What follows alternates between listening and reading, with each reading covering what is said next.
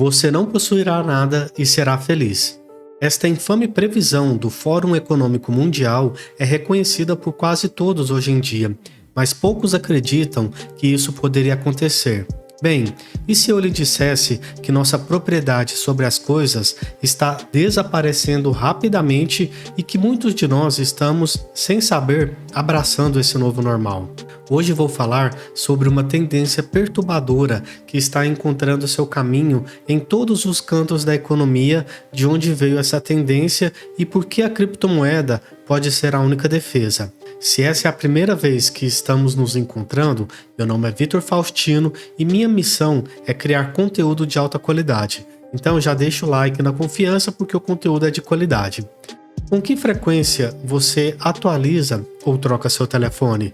Estatisticamente falando, sua resposta estará em algum lugar na faixa de 2 a 3 anos. Isso é consistente com a vida útil média da bateria do telefone, que tende a acabar após alguns anos de uso, mesmo se você estiver cuidando da bateria. E a bateria é o principal motivo das minhas últimas trocas de celular, e acredito que para você também.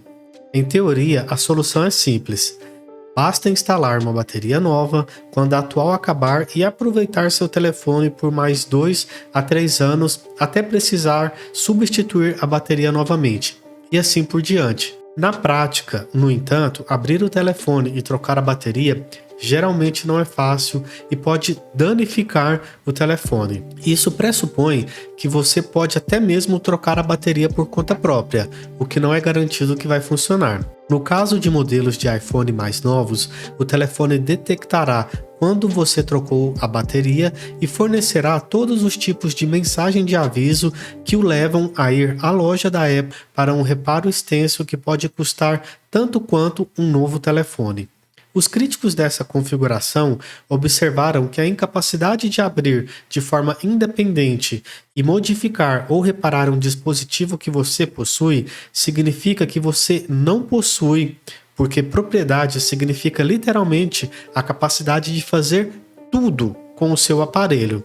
Estas e outras questões deram origem a um movimento global chamado de direito de reparação, que conseguiu pressionar a Apple e outros gigantes da tecnologia para tornar os reparos mais acessíveis, embora em um grau limitado devido ao poder de lobby que essas corporações exercem.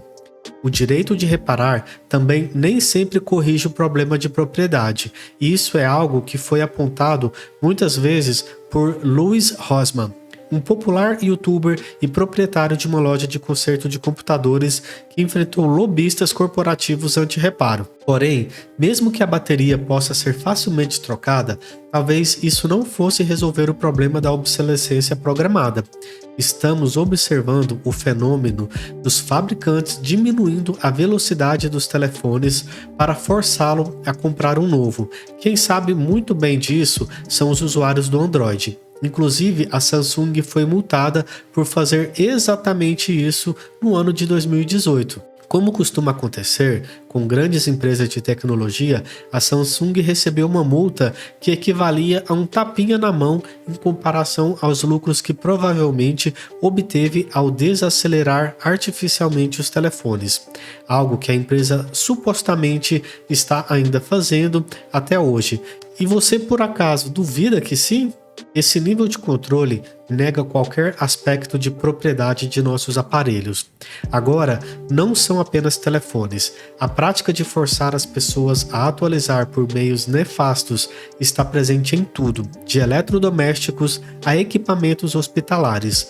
O bizarro é que essa prática tem sido utilizada por quase 100 anos e ainda tem o nome de obsolescência planejada. Embora a obsolescência planejada tenha suas origens nas primeiras indústrias americanas de bicicletas e automóveis, o termo foi cunhado por um corretor imobiliário americano chamado Bernard London, em um artigo publicado em 1932. No jornal, Bernard disse que a Grande Depressão não fazia sentido, porque cita fábricas, armazéns e campos estavam intactos e prontos para produzir em quantidades ilimitadas, mas o desejo de seguir em frente foi paralisado por um declínio no poder de compra e, por extensão, um declínio da demanda. Diante desse cenário, Bernard propôs a seguinte solução: eu gostaria que o governo atribuísse uma vida útil a sapatos e casas e máquinas para todos os produtos de manufatura, mineração e agricultura quando eles são criados pela primeira vez e seriam vendidos e utilizados dentro do prazo de sua existência definitivamente conhecido pelo consumidor.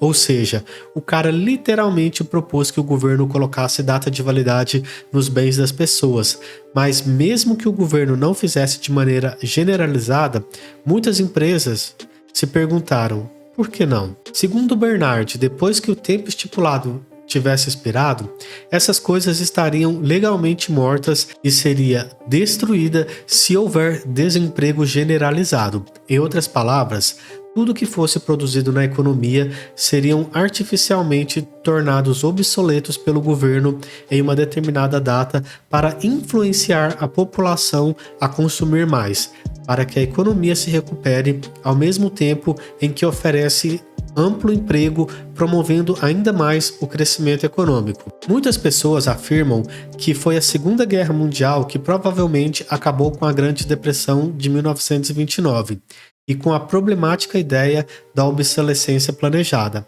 de Bernard. Então, na época, não houve espaço para esse tipo de ideia criar raízes e frutificar. Isso ocorre principalmente porque o período pós-guerra foi de incrível prosperidade, especialmente para os Estados Unidos, pois conseguiu colher muitas das recompensas da vitória, incorrendo em poucas perdas em comparação com seus aliados. O dólar americano também acabou de se tornar a moeda de reserva mundial mais importante. As populações de países como os Estados Unidos e o Canadá explodiram após a Segunda Guerra Mundial, criando o exército de velhos abastados e de pessoas que muitos de nós agora chamamos de boomers. Isso é importante porque o rápido aumento da população significou que houve um rápido aumento do consumo e que significava que não havia necessidade de práticas de negócio de obsolescência planejada. As empresas poderiam vender confortavelmente hardware de alta qualidade que duraria décadas porque sabiam que haveria e sempre haverá outra onda de compradores no próximo ano, à medida que os baby boomers se tornassem adultos. Este parece ter sido o caso até a década de 1970, quando ficou claro que os baby boomers não estavam tendo quase o mesmo número de filhos que seus antepassados. Parece que muitos países ocidentais tentaram preencher esse futuro demográfico, abrindo suas portas para a imigração, e isso parece ter funcionado por um tempo. No início dos anos 2000, no entanto, ficou claro que a imigração por si só não era suficiente para preencher a futura lacuna demográfica que obviamente continuou a crescer, pois as empresas precisavam de mais consumo futuro para continuar sua expansão. As taxas de natalidade continuaram a diminuir e este parece ser o período em que a ideia de obsolescência planejada de Bernard começou a se tornar uma realidade, uma vez que as empresas foram efetivamente forçadas a vender produtos de baixa qualidade que exigiriam uma recompra a cada poucos anos para continuar as tendências de consumo na ausência de uma população crescente. Agora, eu sei o que você está pensando. Cara, isso é muito interessante, mas o que isso tem a ver com eu não possuir nada e ser feliz? Bem, estou feliz que você tenha perguntado. A Bloomberg informou que a Apple lançará um serviço de assinatura para iPhones. Para ficar claro, nos próximos anos o serviço de assinatura não é nada parecido com os serviços de assinatura existentes da Apple hoje, porque se aplica ao hardware e não ao software. O serviço de assinatura será para o próprio telefone físico. Como Louis Rossmann apontou em sua reação em vídeo às notícias, um serviço é quando alguém ou algo faz algo para você, e um telefone físico não é um serviço, é um produto e deve ser inteiramente seu desde o momento da compra. Louis também destacou o fato que muitos investidores de Wall Street estão pressionando para que as empresas de capital aberto adotem esse modelo de negócios de hardware como serviço, porque os fará com que o preço das ações se valorize, ou seja, vai aumentar o valuation das empresas. negociar com valuations mais altos, independente dos ganhos reais, soa estranhamente semelhante à tendência de investimento ESG, que consiste efetivamente em gestores de ativos transferindo seu dinheiro para empresas que cumprem seus critérios em constante mudança, fazendo com que o preço das ações subam, mesmo que nenhum lucro real esteja sendo feito. Embora eu não tenha encontrado nenhuma evidência concreta de que os investidores ESG estão por trás dessa tendência acelerada em relação ao hardware como um serviço em vários setores, não seria surpreendente, visto que a tendência é inerentemente ESG em português. Hardware como serviço satisfaz critérios ambientais, porque o número de dispositivos em circulação pode ser reduzido. Os dispositivos em circulação podem ser reutilizados e quaisquer dispositivos antigos podem ser facilmente reciclados, pois você provavelmente precisará devolver seu telefone antigo para obter uma versão mais recente. Hardware como serviço também satisfaz critérios sociais, porque todos terão serviços de assinatura para o mesmo dispositivo e não haverá telefone com uma câmera melhor ou com uma memória maior, nem um carro mais rápido ou mais lento, ou maior ou menor. Isso significa que todos serão verdadeiramente iguais.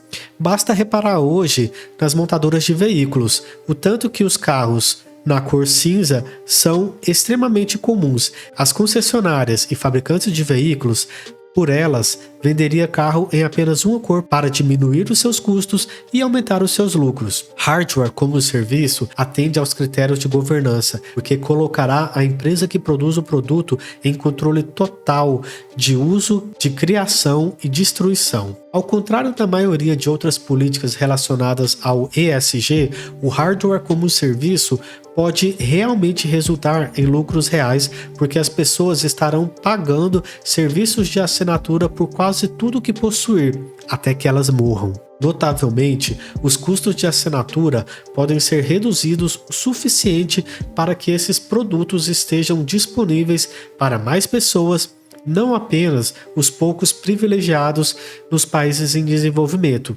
onde a maior parte da demanda por esses produtos vem atualmente.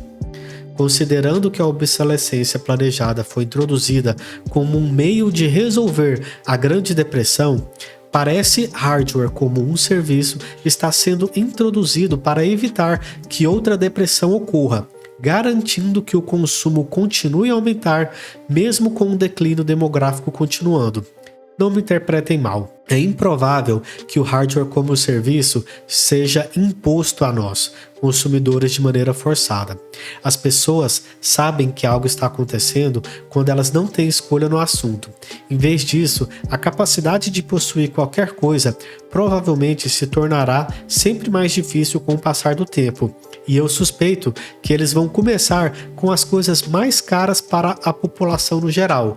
No topo da lista, temos moradias cujos custos estão subindo em muitos países. Em Toronto, no Canadá, a casa própria é praticamente um sonho impossível. Como vimos em países como a Alemanha, um dos resultados pode ser que o governo comece a nacionalizar a habitação, ou seja, tirando dos proprietários em nome do bem maior, e enquanto essas políticas serão direcionadas para os peixes grandes primeiros, os peixes pequenos virão em seguida, assim como os impostos. Alternativamente, se o mercado imobiliário entra em colapso, poderemos ver gerentes de ativos como a Blackstone entrarem e adquirirem tantas propriedades quanto possível, com o dinheiro recém-impresso que receberam de seus respectivos bancos centrais. Basicamente, seu aluguel será pago para alguém do governo ou de Wall Street. E o próximo item da lista são os automóveis de todos os tipos. E é aqui que muito trabalho já está sendo feito, com vários serviços de compartilhamento de carro sendo testados, empresas de scooter elétricas compartilhadas e empresas de bicicletas compartilhadas.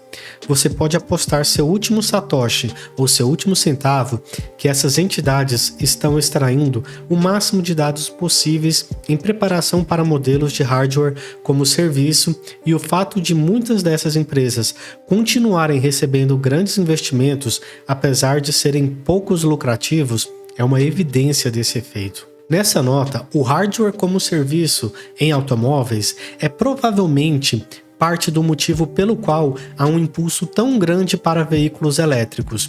Isso porque é fácil quebrar as regras de uma economia compartilhada quando o veículo é movido a gasolina e hardware, mas é muito mais difícil quebrar as regras quando o veículo é alimentado por eletricidade e software. Além disso, há um limite para quantos carros elétricos podem ser fabricados, porque não parece haver lítio suficiente no planeta para substituir os carros existentes por carros elétricos, de acordo com a própria pesquisa do Fórum Econômico Mundial.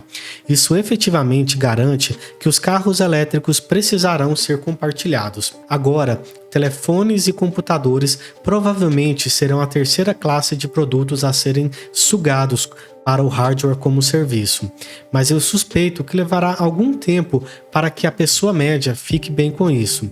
Isso ocorre porque telefones e computadores são frequentemente listados como os bens mais valiosos de uma pessoa, principalmente porque é algo que você pode realmente moldar de acordo com o seu gosto. Esses dispositivos também contêm muitos dados pessoais confidenciais que você prefere guardar para si mesmo e não compartilhar com qualquer um. Manter o controle de telefones e computadores também seria muito difícil sem uma identificação digital, que também é um pré-requisito para o lançamento de moedas digitais do Banco Central e censura na internet, que os poderes como o STF declararam explicitamente querer ter. E quem é esse homem da capa do vídeo? Bem, eu vou explicar. Uma matéria recente do Wall Street Journal trazia o título: "Se você vender uma casa hoje em dia, o comprador pode ser um fundo de pensão." O subtítulo trazia a seguinte chamada: "Investidores em busca de rendimentos estão abocanhando casas unifamiliares, competindo com americanos comuns e elevando os preços." Ou seja, com a crise econômica gerada pela pandemia, os pequenos negócios, as terras agricultáveis e as residências estão sendo adquiridas por grandes conglomerados, fundos e grupos de investimento. É provavelmente deles que todos terão que alugar as coisas daqui a 10 anos. Pelo menos este é o sonho de Klaus Schwab, criador do Fórum Econômico Mundial, como ficou claro em seu livro Covid-19: The Great Reset. Klaus Schwab é fundador e presidente executivo do Fórum Econômico Mundial. Acredita que o C-19 significa uma oportunidade para acertar as coisas, nas palavras dele. Segundo ele, a gripe mundial expôs problemas como o aprofundamento do fosso entre ricos e pobres, a desigualdade no acesso a cuidados de saúde e insegurança no emprego. Schwab diz que a conjuntura atual mostrou também, de forma sem precedentes, que o mundo pode agir em conjunto e rapidamente por um bem maior. Mas acredite, o que ele quer é que as corporações e governos tenham cada vez mais poder em cima da população, a ponto de deixá-los próximos da escravidão. A pior parte disso tudo é que há um número crescente de pessoas que estão de forma não irônica a bordo dessa ideia de hardware como serviço. Isso ocorre simplesmente porque um número crescente de pessoas não pode comprar uma casa, um carro ou mesmo um bom computador ou telefone. Eu nunca vou esquecer a reação que tive quando contei a alguns amigos sobre como o Fórum Econômico Mundial diz que você será dono de nada e será feliz. Eles apenas suspiraram e disseram: "Bom, eu não possuo nada, de qualquer maneira, então pelo menos eu serei feliz." Se é assim que você se sente, pare um segundo para considerar que algo muito valioso que você possui é você mesmo. Então, considere que algumas das coisas que você possui são, em última análise, uma extensão de si mesmo. Elas permitem que você seja você mesmo. É fundamental, por isso, que ter um lugar para chamar de lar, ter uma maneira de se movimentar e ter a capacidade de se comunicar e se expressar são objetivamente importantes e universalmente procurados. O fato de você não ter uma casa, um carro ou mesmo um bom computador ou telefone hoje não significa que você não terá essas coisas amanhã, desde que exista um caminho para a propriedade dessas e outras coisas. Você pode encontrar o caminho para jogar suas cartas corretamente, mesmo que o sistema esteja contra você. Tenha certeza que você nunca será feliz em um mundo onde o caminho para a propriedade de literalmente qualquer coisa, exceto sua pele e ossos, foram bloqueados, porque você nunca será capaz de ser você mesmo. Então, qual seria a solução? Bem, agora deve estar claro que o sistema financeiro que utilizamos não está funcionando. A impressão constante de dinheiro gera uma obsolescência programada no dinheiro. As criptomoedas foram criadas para substituir o sistema financeiro quebrado. Embora a criptomoeda ainda tenha um longo caminho a percorrer, já corrigiu uma das partes mais importantes das finanças, e essa é a capacidade de possuir seus próprios ativos. Agora você pode pensar que isso não é novidade, mas realmente é uma novidade. O dinheiro em seu banco pode ser apreendido e qualquer propriedade física que você tenha pode ser confiscada, até mesmo sua casa pode ser tirada de você se você não pagar seus impostos, e em alguns países o governo pode tomar sua propriedade à vontade se você não pagar o IPTU, por exemplo. Agora, você pode pensar que isso é bom, mas na verdade não é. Esses são os tipos de alavancas legais que os governos e corporações estão lentamente começando a puxar para assumir o controle de tudo que você possui. Depois que você percebe isso, fica fácil entender por que o CEO da MicroStrategy, Michael Saylor, é tão obcecado por Bitcoin. Bitcoin não pode ser apreendido, porque não é tecnicamente propriedade de terceiros, e não pode ser confiscado, porque não é físico, e não pode ser tomado pelo governo por meio de alguma lei obscura, porque a única lei em criptografia é um código de computador que é imutável. A dura realidade é que quase todas as outras criptomoedas não vêm com essas mesmas garantias de propriedade, seja devido aos seus mecanismos de centralização ou consenso. Isso torna o Bitcoin a melhor proteção contra um mundo onde você não possuirá nada, porque garante que você possuirá algo. Quando você olha em volta e percebe que todo mundo não possui nada, mesmo agora, há muito com que ficar feliz quando você tem alguns satoshis só seus. Certifique-se de que você está segurando esses satoshis, os seus bitcoins, em sua própria carteira criptográfica pessoal. Ou então, tudo que eu acabei de dizer sobre Bitcoin será irrelevante. Isso é tudo para o vídeo de hoje, sobre por que você possuirá Bitcoin e ficará feliz. Compartilhe isso com alguém para alertar sobre o conteúdo desse vídeo. Certifique-se de ter curtido o vídeo e de ter se inscrito no canal para não perder o próximo vídeo. Já deixe as notificações ativadas.